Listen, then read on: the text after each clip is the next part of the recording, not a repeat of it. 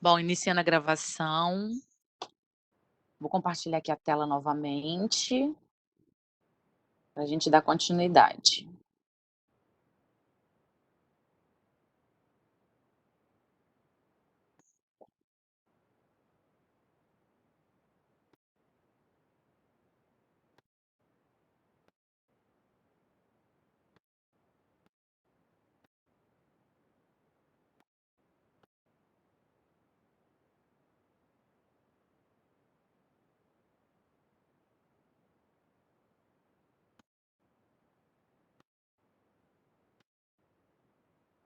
Tá aparecendo para vocês? Conseguindo ver ainda?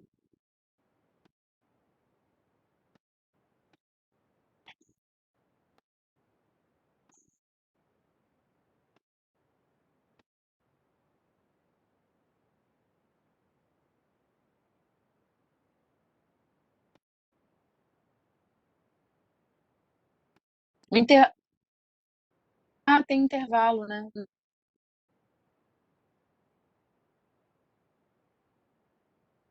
O intervalo é até 9h30? Eu esqueci, gente. Não, pô, fazer intervalo. Desculpa. Para mim é porque não, gente, não tem intervalo. Não, Tem intervalo? teria intervalo. Todas as aulas têm intervalo, que é de 10 minutos de aula em aula. Mas pode continuar, é bom que não perde conectividade, depois a gente tem 40 minutos Ah, de tá. recreio. Continue. Ah, tá. Não, tá, tem os 10 minutos, verdade. Tinha 10 minutinhos, é. Ô, gente, mas assim, vai comendo e vai, né, vai comendo e vai conversando aí, não tem problema você comer aí, eu deixo você comer aí na frente, tá tudo certo, tá bom? É pra gente otimizar o tempo. Bom, aí aqui, para o aumento das safras, entretanto também se sabia que as plantas não podem absorver o nitrogênio de forma simples, então a gente já viu isso. Isso aí, come pão com ovo, toma um Toddy ainda, vai ficar radioativo a tarde inteira.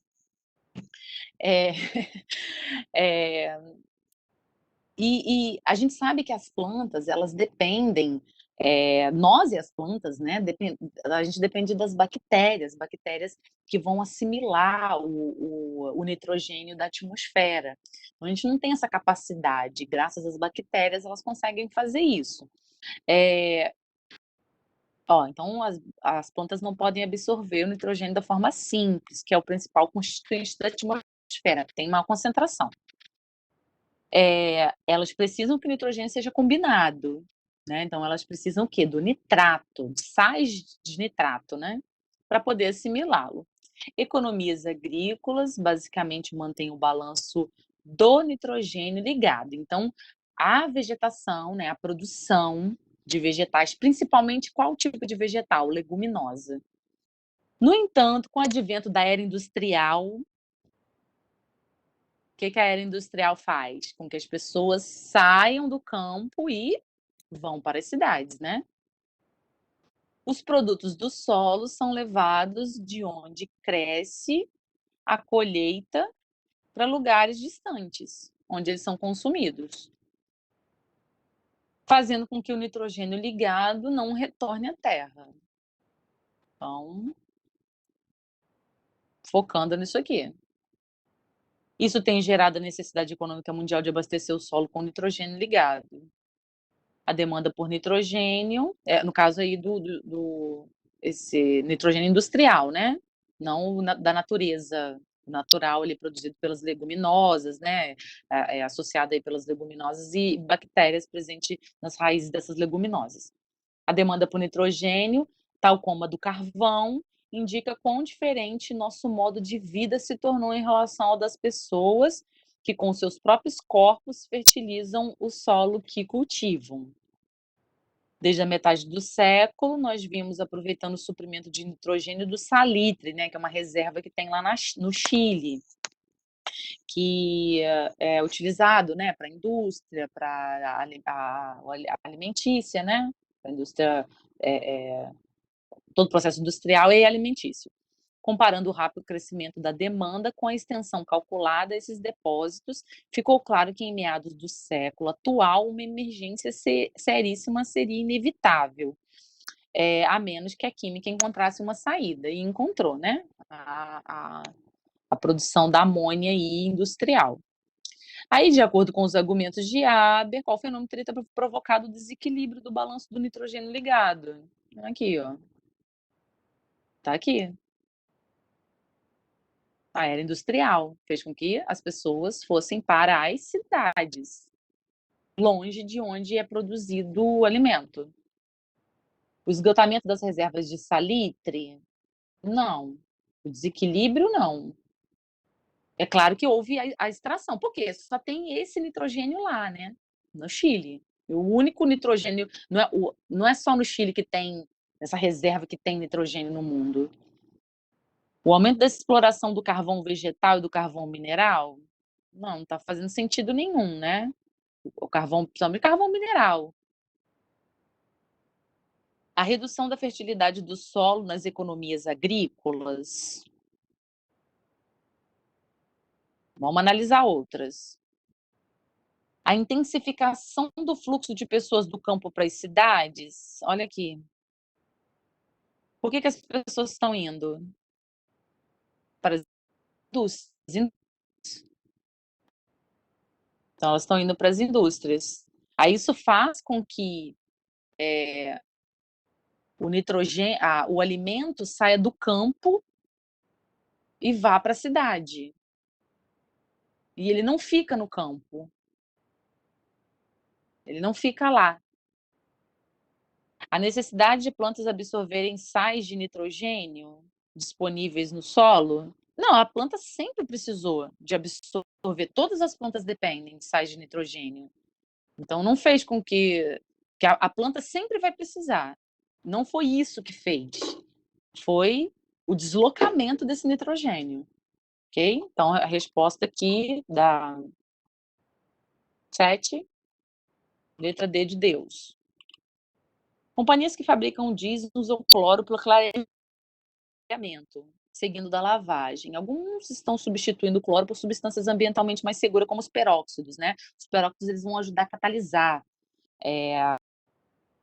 e podem ser degradados por enzimas chamadas de peroxidase. Desculpa, as peroxidases é que vão catalisar os peróxidos. Elas vão quebrar, né? Os peróxidos. Pensando nisso, pesquisadores inseriram genes codificadores de peroxidases em leveduras, né, que é um tipo de fungo, cultivado nas condições de clareamento e lavamento do jeans, e selecionaram as sobreviventes para a produção dessas enzimas. Nesse caso, ó, o uso dessas leveduras objetiva o quê? Né? Então, as leveduras vão produzir o quê? As peroxidases, né? Então, o jeans, ele quer dizer, vai liberar esse cloro aí esse cloro, os peróxidos nesse nitrogênio. O peróxido é uma substância contaminante. Então, além do peróxido, tem outras, tá? Não é só o peróxido, não, ele está analisando o peróxido. Então, com as peroxidases, que são enzimas, elas quebrando essas moléculas vão diminuir o impacto. Na gente, né, os peroxissomos, eles vão quebrar, a gente tem as peroxidases, tem enzimas que vão catalisar o peróxido de hidrogênio. O que é o peróxido de hidrogênio? É a água oxigenada. Então, nas nossas reações químicas, são liberadas água oxigenada. Sendo assim, essa água oxigenada ela é prejudicial. Então, essas enzimas, as peroxidases, elas vão catalisar, né, essa água oxigenada, transformando em água e oxigênio, gás oxigênio. Então, quer dizer, neutraliza, né? Quebra a substância e ela não se torna mais prejudicial. Na gente acontece isso, dentro do nosso corpo, dentro das nossas células. Os peroxissomos, né, eles têm esse papel. Aí vamos analisar agora esse evento na indústria.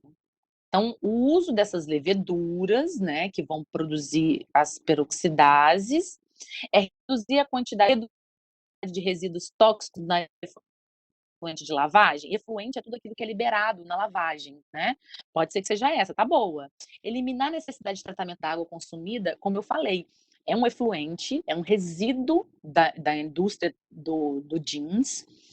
Aqui em Colatina, acho que Colatina, Linhares, são as cidades que eles, as cidades têxteis, né, eles usam muito, eles produzem jeans, né, é, tecidos, né. Nesses tecidos, a produção desses tecidos gera impacto, tá. Não, quando eu falo aqui no Espírito Santo, ô Bruna, é Linhares, né. Aqui no Espírito Santo tem isso. Porque muitos de vocês, né, têm parentes e tal nesses lugares, né.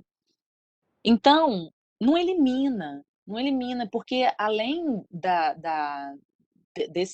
dos peróxidos, existem outros componentes que são tóxicos e que precisam de passar por um tratamento antes dessa água ser liberada. Então, inclusive tem corantes, né, gente.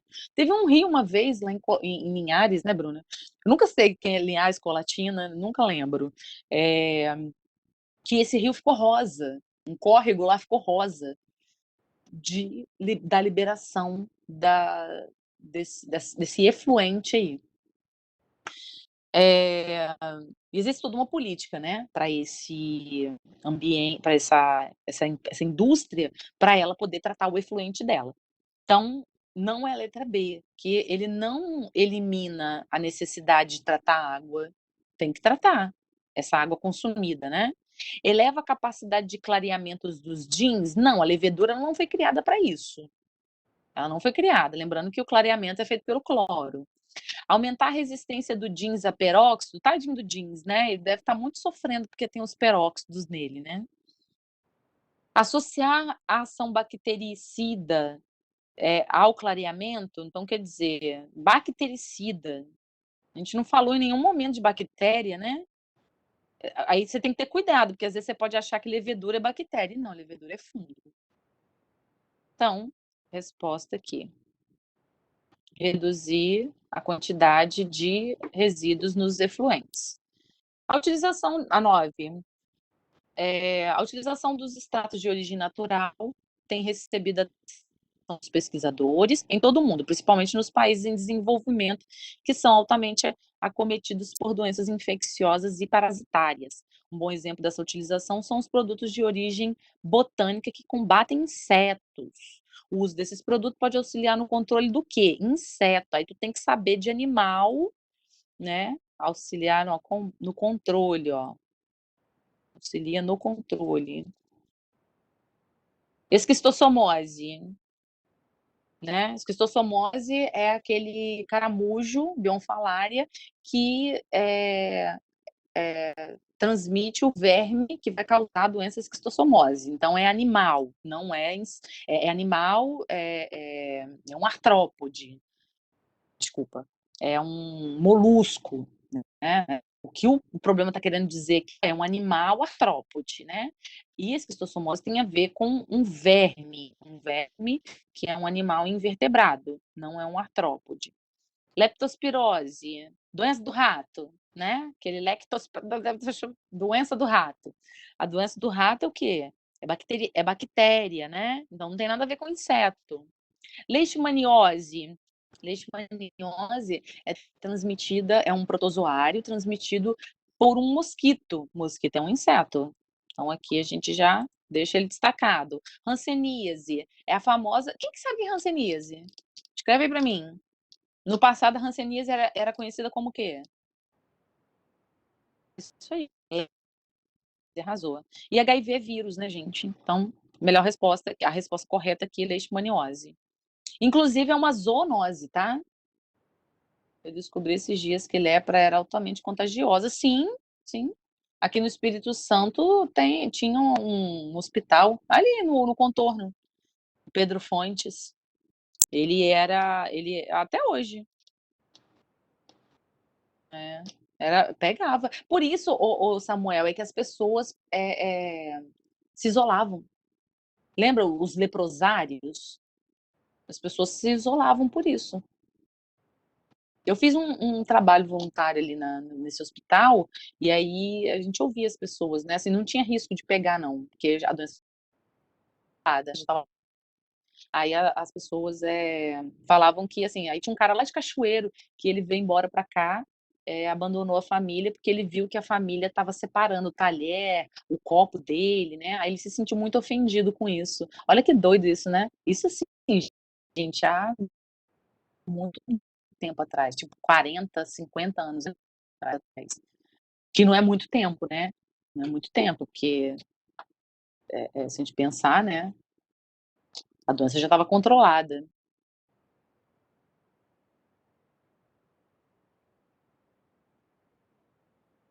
Até hoje em dia as pessoas se afastam que têm doenças que na verdade nem tem como passar, verdade. E vive aglomerado agora, né? Com vírus que tem como passar. Vai entender, né? Corredores ecológicos visam mitigar os efeitos da fragmentação. Então, o que são corredores ecológicos? Eles têm áreas de vegetação, né? Então, imagina assim que eu tenho uma área de um rio aqui, uma ponte aqui, uma rodovia, igual a rodovia do Sol, né, gente? A rodovia do Sol, ela separou duas áreas da vegetação de Restinga, que tinham animais ali. Então, o que os corredores ecológicos fazem? Eles permitem, são áreas físicas que permitem os animais que foram separados, né, eles se conectarem. Os seres vivos, né, não é só animal, não, os seres vivos em geral. Então, ele visa mitigar os efeitos da fragmentação dos ecossistemas, promovendo a ligação entre diferentes áreas, com o objetivo de proporcionar o deslocamento de animais, a dispersão de sementes e o aumento da cobertura vegetal. São instituídos com base em informações como estudos sobre deslocamento de espécies, sua área de vida, né, que é a área necessária para o suprimento das necessidades e distribuição da população. Então, nessa estratégia do corredor ecológico, a recuperação da biodiversidade, ela é efetiva por quê? Por quê? Propicia fluxo gênico. O que é fluxo gênico? Se alguém puder falar no microfone, facilita aí. Vamos analisar as outras aqui, ó. Intensifica Oxigênio, que seria a diversidade? seria o quê? Fluxo gênico. Gênico, você lembra de genes. Fluxo, você lembra de troca de genes. E, consequentemente, isso que você falou, variabilidade. Vai promover a variabilidade. Então, o objetivo é exatamente esse. Tá? Então, fluxo gênico, a gente marca. Mas vamos analisar as outras. Ó, intensifica o manejo de espécies, né? Manejo de espécie é quando o homem ele maneja as espécies de uma área para outra. Não é o caso, ele não vai fazer isso, ele vai criar só o espaço para que essas trocas sejam naturais. Amplia o processo de ocupação humana, aí não tem nada a ver, né? Aquela pergunta, aquela resposta lá que você pode marcar de cara, você já risca ela. Aumenta o número de indivíduos nas populações, não necessariamente. Não quer dizer que vai aumentar o número. Ali vai possibilitar a troca de material genético. Agora, aumentar o número é outra questão, porque envolve toda aquela questão do potencial biótico da espécie, dos recursos que aquele local vai ter. Então, eu não posso garantir que vai aumentar o número de populações, não. Favorece a formação de ilhas de proteção integral. Proteção integral é quando você tem total proteção, né? E, e aí, no caso, não vai formar ilhas. Ilhas é daquela ideia de isolado também, né? E não é essa, é a troca entre esses indivíduos. Então, vai propiciar o fluxo gênico. Aonde insetos podem apresentar três tipos de desenvolvimento. Um deles é o holometabolia, que é o desenvolvimento completo, né? Que é ovo, está escrito aqui, ovo, larva, pupa e adulto. E outros é o incompleto, né? Mas esse aqui, o completo, né? A holometabolia, ele tem indivíduos com as ordens mais numerosas. Então, tem maior número desses indivíduos. Esse tipo de desenvolvimento está relacionado a um maior número de espécies em razão de quê? Da proteção da fase da pupa, favorecendo a sobrevivência? Não tá legal essa não, vamos ver as outras.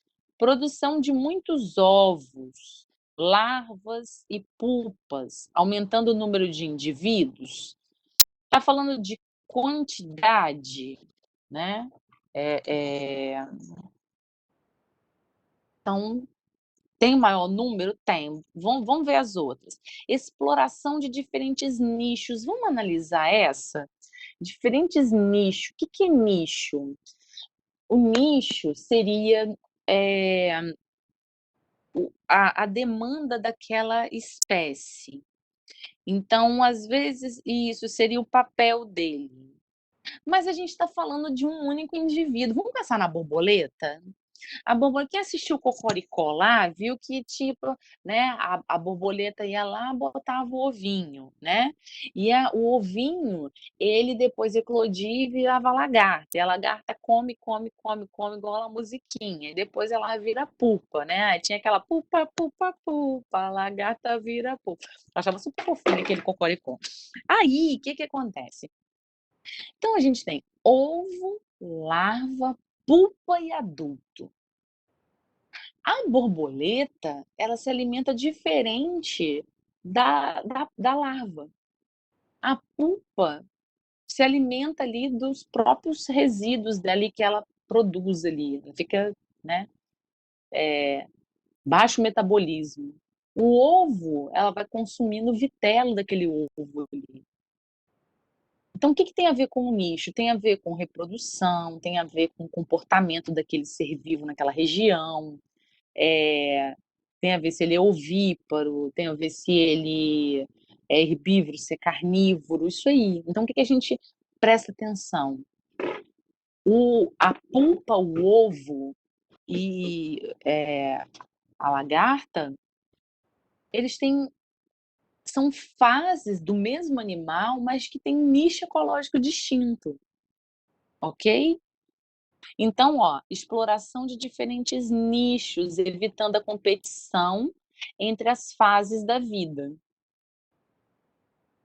Só tem quem tem o mesmo nicho ecológico vai competir entre si. Às vezes o animal ele mora no mesmo lugar que o outro ali, mas ele não tem o mesmo nicho ecológico. Então, exemplo, às vezes eu tenho um animal que mora numa árvore. Então tem um animal que mora embaixo da casquinha da árvore, né, do suber lá da árvore. Tem animal que mora mais para cima um pouquinho, né, mais perto dos galhos das árvores. Eles têm o mesmo nicho? Não. Mas ele mora onde? Na mesma árvore, ok? Então não há competição, ok? Competição é quando eles têm o mesmo nicho, então comem a mesma coisa, né? São herbívoros, às vezes estão até ali mesmo disputando a fêmea, né? Então gerou mesmo nicho, competição. Lembra disso? Vamos deixar essa aqui, vamos ver as outras. Ingestão de alimento em todas as fases da vida. Não, a pupa não ingere alimento, e nem o ovo, né, quando ela tá no ovo lá. A lagarta que come, come, come, né. Utilização do mesmo alimento em todas as fases? Não. Então o próprio ovo, ela se alimenta do vitelo, né, que tá ali dentro. A lagarta come as folhas, né. A pupa, ela vai metabolizar só o que ela já tem ali no corpo dela, ela não sai para comer, até porque ela fica parada. E a borboleta, às vezes, ela é nectívora. Então a resposta melhor é essa aqui, ó. Não tem a ver com a produção de muitos ovos, não é um número, é a estratégia que ela usa, é a estratégia. Então, letra C de coração. Uma grande virada na moderna história da agricultura ocorreu depois da Segunda Guerra Mundial. Após a guerra, os governos haviam se deparado com um enorme excedente de nitrato de amônio, mais uma vez aí o ciclo do nitrogênio, ingrediente usado na fabricação do explosivo, né, são os nitratos.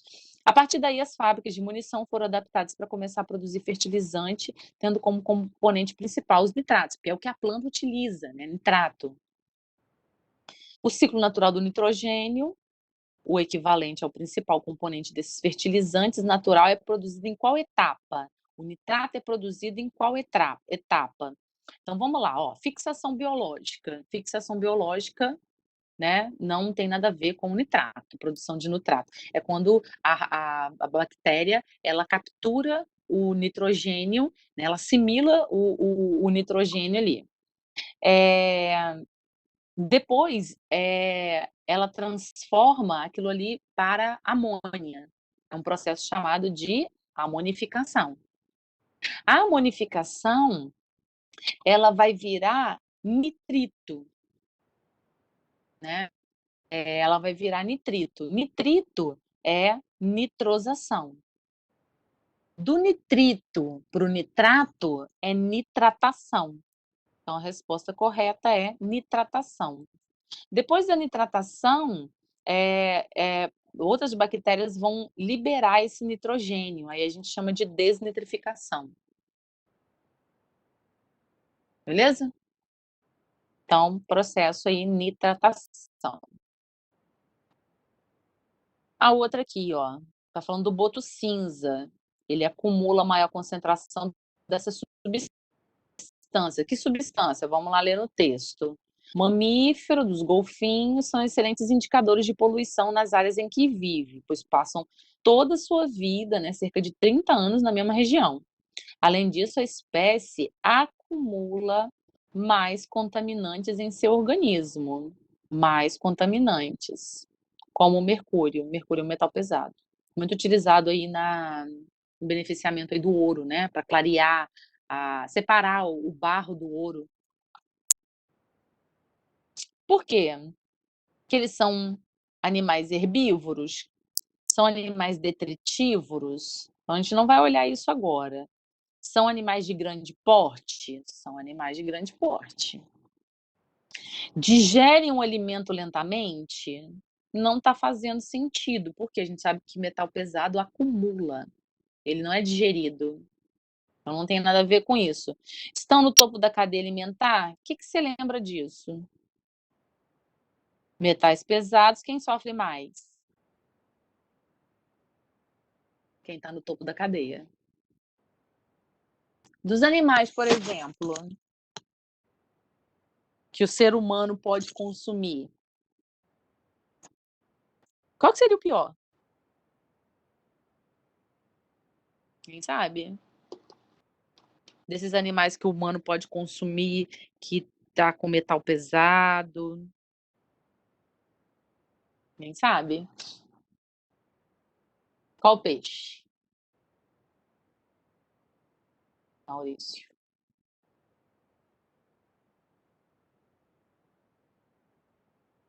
Baiacu?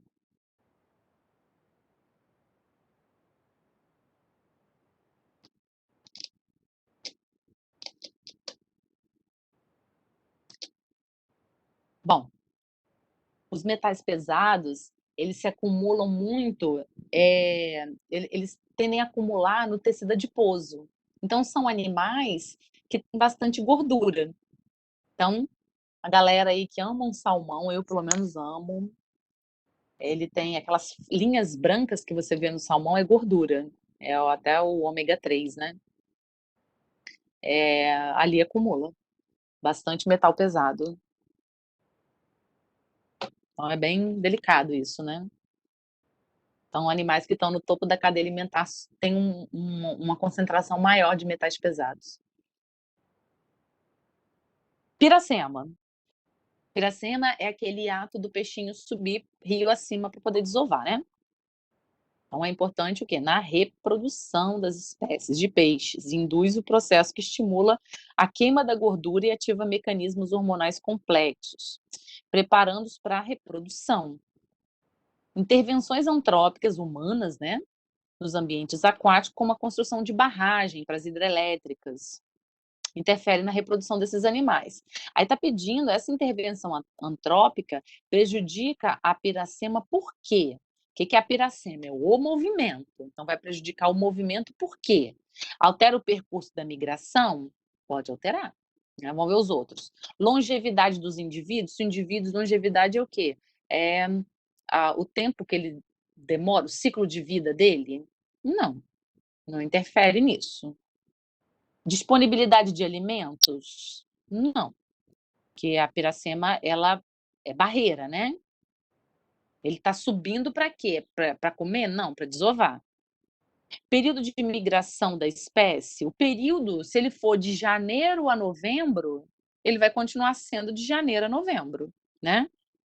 Número de espécies do peixe no local? Então, vamos lá. Número de espécies do peixe. Sim, mas ele está perguntando prejudica a piracema, o movimento. Então vai prejudicar o quê? O percurso da migração, né. A intervenção antrópica vai interferir nisso, diretamente. "Ah, Fernanda, e a consequência?" Pode diminuir o número de espécies ali, naquele local. Lembrando que a espécie também ela só movimenta, né. Ela só lá, o habitat dela não é lá. Ela só faz rio acima para dar maiores chances ali aos indivíduos que estão os filhotes, né.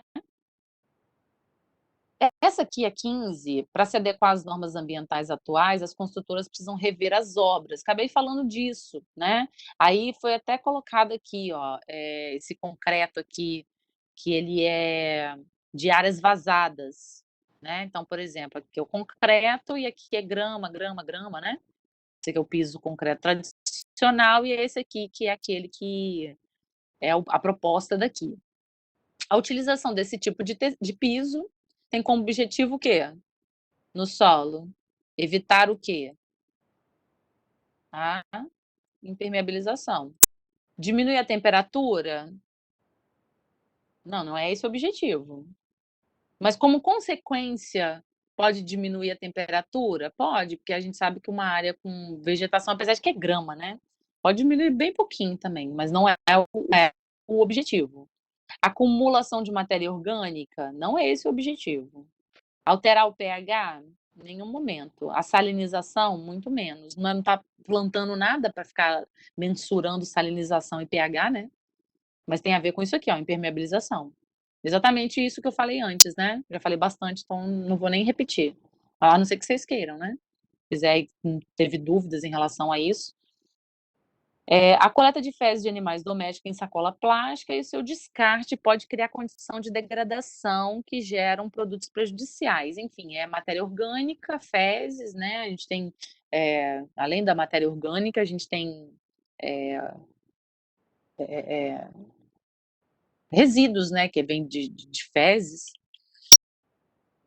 Então quer dizer, desse jeitinho aqui vai para aterro, né.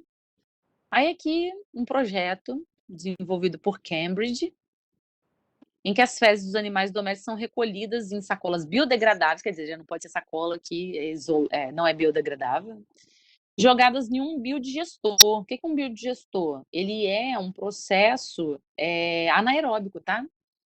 Tá aqui, ó, tá vendo? Fechado, é um sistema fechado. Acontece isso em fezes. Eu passei no início do ano um biodigestor para vocês, um vídeo, né, bem lá no início mesmo, tipo na primeira semana de aula. Coloquei no portal, acho que foi a primeira coisa que eu coloquei no portal. Essa inovação é possibilitar o quê? Qual o objetivo dela?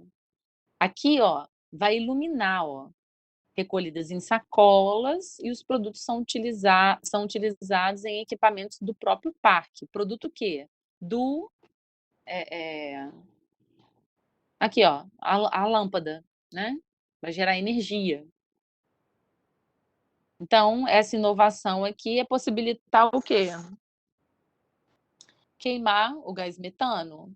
Lembrando que as fezes, esse processo de biodigestão, é a decomposição incompleta das fezes. Essa decomposição incompleta, ela vai gerar o quê? Metano, né. Então a gente já deixa essa aqui marcada. Armazenamento de gás carbônico, não está armazenando nada. Nem é esse o objetivo. Decomposição aeróbica? Não, é anaeróbica. Uso mais eficiente de combustível fóssil? Essa aqui é aquela que não tem nada a ver, né, gente? Desde quando que fezes tem combustível fóssil? Fixação de carbono em moléculas orgânicas? O que é fixação de carbono? É fotossíntese, né? É pegar o carbono, fixar e produzir molécula orgânica. Então não tem nada a ver. Então, essa que armazenamento de gás carbônico, uso a D e a E é aquelas que não tem nada a ver, ok? Então, letra A de amor. 17. Recentemente, o estudo feito no trigo mostrou que os níveis elevados de dióxido de carbono prejudicam a absorção de nitrato das plantas. Consequentemente, a qualidade nutricional desses alimentos pode diminuir à medida que os níveis de dióxido de carbono na atmosfera atingissem as estimativas para as próximas décadas. Lembrando, né, o gás do efeito estufa. Nesse contexto, a qualidade nutricional do grão do trigo será modificada primariamente pela redução do quê? Se está falando que vai diminuir o quê? A absorção de nitrato. Nitrato as plantas utilizam para produzir o quê? O nitrogênio. Ele é importante para a produção de quê? De proteína. Ok? Então a planta assimila isso para a produção de proteínas. 18. Os ecossistemas degradados por intensa atividade agrícola apresentam geralmente diminuição de sua diversidade e perda de sua estabilidade. Nesse contexto, o uso integrado de árvores, o sistema agroflorestal, né, associado com as culturas, o cultivo, né, de outros vegetais, ele cumpre o papel inovador ao buscar aceleração do processo sucessional, de sucessão ecológica, né? E, ao mesmo tempo, uma produção escalonada e diversificada. Essa estratégia de conciliação de recuperação ambiental e produção agrícola. Essa é uma estratégia de conciliação entre recuperação ambiental e produção agrícola. Por quê? Porque ela substitui gradativamente as espécies cultiváveis por espécie arbórea? Não. Ela é paralelo, né? É paralelo, porque se ele quer cultivar vegetação para plantar, para comercializar, ele não quer acabar com elas. Ele associou, né? Intensifica a fertilização do solo com o uso de técnicas apropriadas e biocidas. Nenhum momento está falando de biocida aí, não. Né? Fertilização de solo também não está falando disso, não. Promove maior diversidade de vida do solo com aumento da matéria orgânica. Sim, isso aqui é fato, né? Porque se tem plantação ali, vai aumentar a matéria orgânica no solo. Favorece a dispersão das sementes cultivadas pela fauna resistente nas áreas florestais? Não. Favorece a dispersão das sementes cultivadas. Tudo bem que ele tem semente na plantação dele, na monocultura, mas ele quer essas sementes nas áreas das florestas? Então, imagina, tem associado ali um conjunto de florestas e uma plantação de sei lá, morango. Quer que os moranguinhos nasçam dentro da floresta? Não. Não é esse o objetivo da estratégia, não, tá?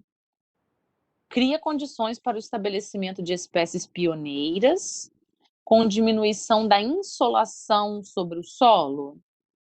Cria condições para o estabelecimento de espécies pioneiras. Presta atenção nessa palavra aqui, ó, espécie pioneira. Espécie pioneira é o quê? Dentro da sucessão ecológica, são aquelas espécies que elas são primárias, elas vêm para preparar o solo. E nessa área de cultivável, não há necessidade disso. O solo já tem vegetação. Então, não vai ter espécies, por exemplo, rasteiras que vão alastrar, cactos, né, líquens, não vai ter isso. Então, espécie pioneira é essa. Então, não poderia ser essa assertiva aqui. Então, ficou a letra C de coração. Talvez dá tempo de fazer todas, né? Um pesquisador investigou o papel da predação por peixes na intensidade e tamanho das presas e como possível controle de população de espécies exóticas em costão rochoso. O experimento colocou uma tela sobre uma área da comunidade, impedindo o acesso dos peixes ao alimento e comparou os resultados. Então, ele colocou aqui 15 dias de experimento, né? Ele colocou a, a espécie de peixe, né? Ele colocou uma área com tela em que esse peixe não tinha acesso.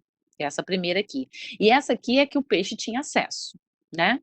Aí tinha nessas áreas alga, craca. Craca é um artrópode, né? É um crustáceo, aquele que está nas rochas que a gente fura o pé de vez em quando na praia. Mexilhão, que é um molusco, e assídia, que é um tipo de cordado, né? É um protocordado. Ela é fixa, ela é séssil. Bom, aí esse pesquisador concluiu que o peixe controla a densidade de quem? Ele controla quem? Aí você vai ter que olhar quem ele está comendo, né? Então, por exemplo, na área sem tela, você vai ter que olhar aqui. Ó, de 100 a 100, não. De 30 passou a 150, pode ser. De mexilhão, de 380 a 200, pode ser também. De 55 a 58, não, né? Aí,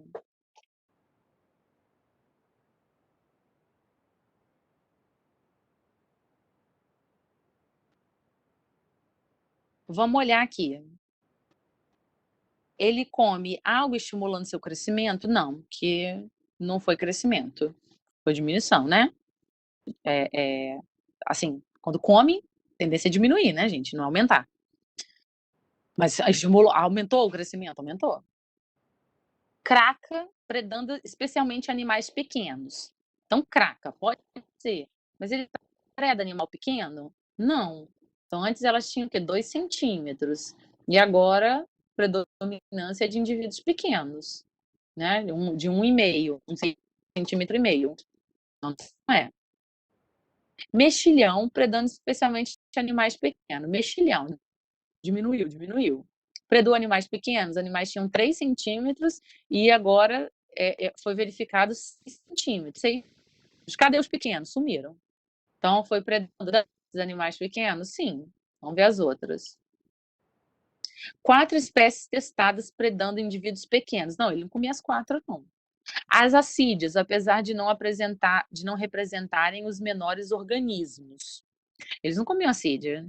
Não controlava a população de assídia. Porque ele aumentou aqui, ó. Aumentou o número de assídia. Ok? E também passou a ter de menor tamanho. Então, a melhor resposta é a letra C, de coração. A 20. Ao percorrer o trajeto de uma cadeia alimentar, o carbono é um elemento essencial e majoritário na matéria orgânica que compõe os indivíduos, ora se encontra em sua forma inorgânica, ora se encontra em sua forma orgânica, em uma cadeia alimentar composta por fitoplâncton, zooplâncton, moluscos, crustáceos e peixes, ocorre a transição desse elemento de forma inorgânica para orgânica. Qual grupo ocorre essa transição da inorgânica para a orgânica? Quem são eles? São os isso aí. Fitoplâncton é que faz fotossíntese. Nenhum dos outros aqui vai fazer fotossíntese, apesar de ter um tipo de lesma marinha que ela faz fotossíntese em um período do ano, mas não é regra. Ele é um animal que, em regra, né, regra para os animais, não são fotossintetizantes. Mas aí é só exceção, ok? Então, cuidado com isso. Então, fitoplâncton é que faz fotossíntese. A outra aqui, a indústria têxtil utiliza grande quantidade de corante no processo de tingimento de tecido. O escurecimento das águas dos rios causado pelo despejo desses corantes podem desencadear uma série de problemas no ecossistema aquático. Considerando o escurecimento, o impacto negativo inicial ocorre por quê? Escurecimento da água. Aí tu vai e marca a eutrofização, não é não, tá? Porque a eutrofização é outro processo. O escurecimento tem a ver com o quê? Com o quê? A inibição da fotossíntese. Ele não consegue fazer fotossíntese, tá? Proliferação de alga, nesse caso, não, né? Porque já vai ser difícil de fazer a degradação. A degradação não, a fotossíntese. Ok? No Brasil, 80% da energia elétrica advém de hidrelétrica, cuja construção implica o represamento de rios. A formação de um reservatório para esse fim, por sua vez, pode modificar a fauna de peixes, tá? É ictiofauna. Um exemplo é o represamento do rio Paraná, onde se observou o desaparecimento de peixe cascudo, quase que simultaneamente ao aumento do número de peixes de espécies exóticas, né? Então, desapareceu o peixe cascudo, que é nativo, né? E aumentou o peixe exótico introduzido por quem? Pelo homem, né? O homem que introduziu esse peixe. Nessa modificação da ictiofauna, o desaparecimento do cascudo é o quê? O que o desaparecimento do cascudo deu? De cara, você já vai ver o quê?